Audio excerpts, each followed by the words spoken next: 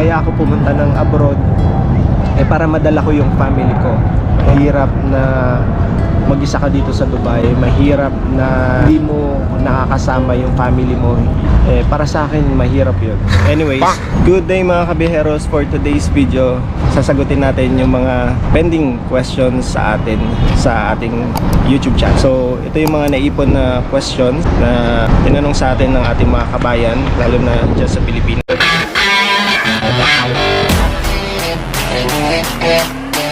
Isa pa sa mga naging tanong sa akin ay related naman sa video ko nung ako ay dental nurse pa dito sa Dubai. So previously, yung unang trabaho ko dito sa Dubai ay naging isang dental nurse po ako sa Karama, which is owned by Filipino. Ang tanong kasi ni Hello Kitty, bakit ka po umalis, sir? Saka meron pa siyang tanong na, hi po, need pa po ba ng hospital experience or kakayanin naman kahit walang experience or clinic lang po? Kapag baguhan ka pa lang kasi dito sa Dubai, kung ang pathway na gusto mong makuha ay related pa din sa healthcare, kumbaga gusto mo yung experience mo dito related pa din sa course natin and sa work natin bilang nurse, isa sa pinakamagandang pathway ay yung pagiging isang clinic nurse, dental nurse, or aesthetic nurse. So pasensya na kung maingay yung background natin. Yung mga naglalaro kasi na bata na tinanong niya kung kailangan pa ba ng hospital experience. Yes, may mga employer na nagtatanong na kung meron tayong hospital experience. Pero may mga employer din na okay lang naman sa kanila kahit walang hospital experience. Kasi nga dito, ang hinahanap talaga nila or ang parang priority para sa kanila ay yung experience mo mismo dito sa Dubai or experience mo mismo dito sa UAE. So kung wala kang hospital experience pero kung may clinic experience ka naman dyan sa Pilipinas, pwede naman na din siya. Or kung wala kang hospital experience at license ka naman na dito sa Dubai, okay lang din naman. Wala kang hospital experience, wala kang clinic experience, basta willing kang mag-undergo ng training sa kanila, okay lang naman yun sa kanila. Wala namang problema. Pero yun nga pala, bilang isang nurse kasi dito sa UAE, kapag gusto mo maging registered nurse ka, kasi may mga nurses pa din naman dito na kumaga unlicensed or hindi lisensyado, no? Kung gusto mong maging registered nurse ka dito sa UAE, kailangan mo po mag-take ng exam. So kung sa atin dyan sa Pilipinas, may after natin graduate, mag-take tayo board exam. So dito, pagdating mo naman dito, meron ka ring iti-take na exam para maging registered nurse ka.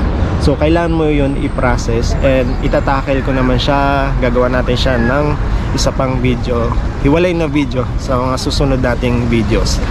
So abang-abang na lang tayo kung halimbawa nurse ka and nagpaplano ka na pumunta ng Dubai para makapagtrabaho.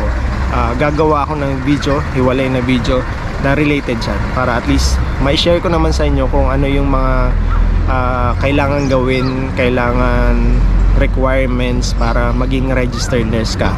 Pero para naman may mahambag ako sa video na to, yes, pwede ka magtrabaho dito kahit unlicensed, kahit wala kang lisensya bilang nurse dito sa UAE.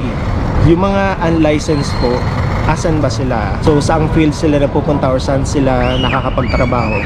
So yung mga unlicensed po, usually nasa company sila, minsan nasa home care sila, or para silang mga caregivers.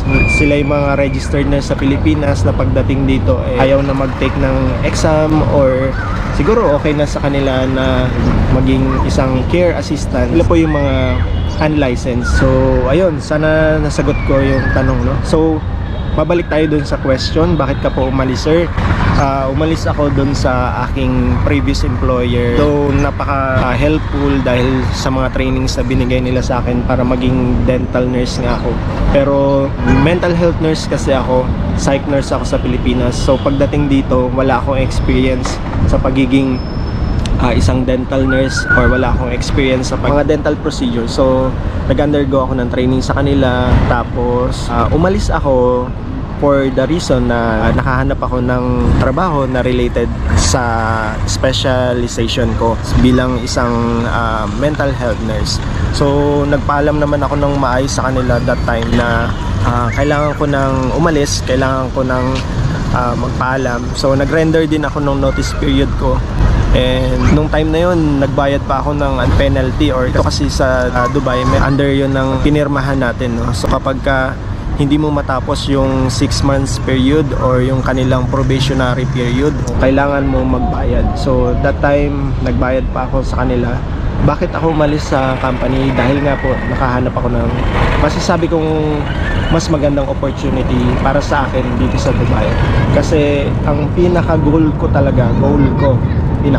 dito sa Dubai, kaya ako pumunta ng abroad, para madala ko yung family ko. Mahirap na mag-isa ka dito sa Dubai, mahirap na hindi mo nakakasama yung family mo, lalo na lumalaki yung bata na hindi mo siya natututukan. Para sa akin mahirap yun. So nag-decide ako, kinausap ko din naman yung wife ko na kailangan ko talaga i-give up yung isang trabaho ko para at least makuha ko yung goal ko talaga dito sa Dubai, na makapunta sila dito, na magkakasama kami. And yun nga yung nangyari. So after ng ilang months ko dun sa hospital as a mental health nurse, January ako nag-start as a mental health nurse. Pagdating ng April, nakuha ko na sila dito. So ayun, depende na kasi sa ano yun sa goal mo. Bakit ka nga ba nagtrabaho abroad? Bakit ka ba nagpapakahirap dito, di ba? Bakit ka nangangarap na umasenso? So iba't iba tayo ng reason kung bakit tayo pumunta ng abroad. So sa akin is pumunta ako na abroad para makapag-save, and then para mas mabigyan sila na syempre ng magandang buhay and madala sila dito sa Dubai. So ayun, sama-sama kami. At least after nung opportunity na dumating sa akin, naging okay naman yung takbo ng buhay namin dito sa Dubai. Surviving, may mga problems pa din naman, pero at least magkakasama na kami dito sa Dubai, diba? So ayun yung mga tanong sa atin, no? Isa pa sa tanong sa atin ay lakas ng ingay ng aeroplano. Isa sa tanong sa atin ay, sir, sa ganyang capsule po, yung bed and cabinet ay included na po ba? So ito ay comment sa atin ni Disney Siri. Comment ito dun sa video ko about sa partition na tinuluyan ko dati na tinatawag na capsule. So yes, included na po siya, and para sa akin sulit na yun kasi nga ang mahal talaga ng room or accommodation dito sa Dubai. So kung solo ka pa lang naman na pupunta dito and kaya mo naman na manirahan sa ganong klaseng sitwasyon, kasi kung i-imaginein mo, isa lang siyang bed, though partition nga siya, meron siyang privacy. Para sa akin kasi yun yung isa sa main reason kung bakit ko siya kinuha, dahil sa price niya, tapos sa privacy na meron siya, and all in na kasi yun. So 500 dirhams, ang laking tipid na po nun dito sa Dubai. Kaya sa mga kabayan natin na papunta dito ng Dubai, halimbawa solo ka pa lang din naman and nangangarap ka na balang araw madala mo dito yung family mo, so ano bang gagawin mo, di ba? Kailangan mo magtipid and kailangan mo mahanap yung mga ways kung paano ka makakapagtipid dito. And isa nga sa ways na nahanap ko para makapagtipid ng mas mabilis ay maghanap ng accommodation na malapit sa metro pero mas mababa yung presyo niya compare sa mga mamahaling accommodation na meron dito sa Dubai. So yung price range niya nasa around 500 to 800. Depende yun sa location, tapos minsan depende din yun sa sa sukat nung capsule room na magiging accommodation mo. Pero para sa akin, yun talaga yung masasuggest ko. Kung gusto mo magtipid, kasi ako, ang height ko po ay 5'8". Kailangan mo lang talaga magtiis kasi may mga time na masakit talaga siya sa likod. Yung tipo na hindi ka makakagalaw ng maayos kasi nga masyadong maliit. Pero since ang reason ko din naman ay tutulugan ko lang din naman siya, hindi naman din ako magtatagal sa kanya kasi nga most of the time 6 days a week ang pasok ko nung time na yun dito sa pinakaunang trabaho ko. So mostly nasa trabaho talaga ako, and pagdating ko ng bahay gusto ko magpapahinga na lang din naman ako. So sana natasagot ko yung tanong sa akin. And gusto ko nga pala i-shout out si It's Just Glenn, si Sir Glenn. So congrats on their proposal. That's a special moment. Best of luck to them. Nice video. Maraming salamat po. Comment niya ito sa akin sa isang video ko nung nag-propose si Emer sa aking sister-in-law.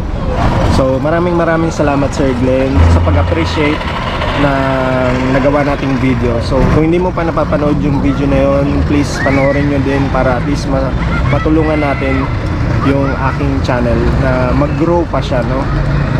And ano pa ba?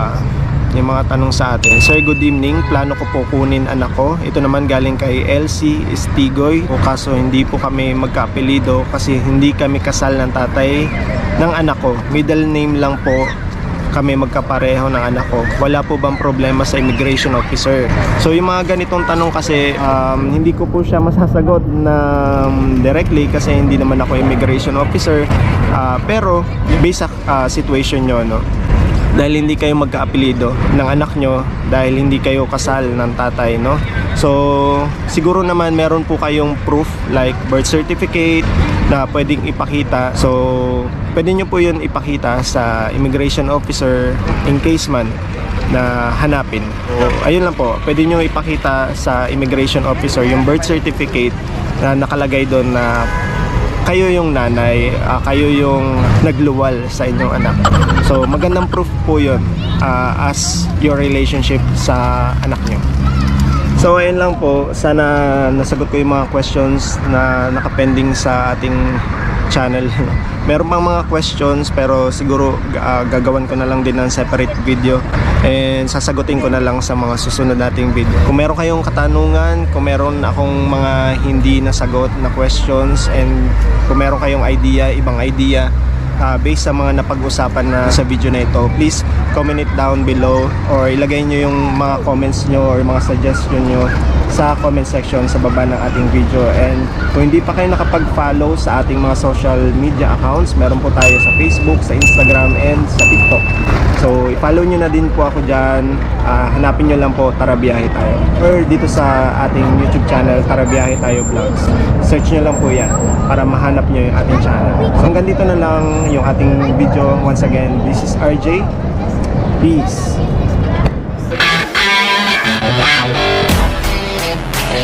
Yeah.